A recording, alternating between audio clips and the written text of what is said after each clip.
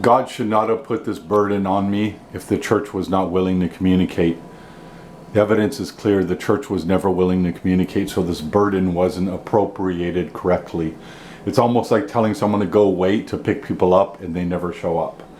You know, God's not really justified in telling you to go wait and pick people up if nobody ever shows up. You know, at that point it's a fool's errand. There's nothing to do. You know, God should not have made me accountable to this burden if the church wasn't willing to communicate. Once again, because I was born to serve the Lord and I was called from the womb, and because I was called since I was so young, I see this differently than everybody else sees it. A church that doesn't want to communicate or be accountable in any way, shape, or form, I shouldn't have had to pull weight for. It's really that simple. Because in the process of pulling weight, you want to get paid and you want movement to happen.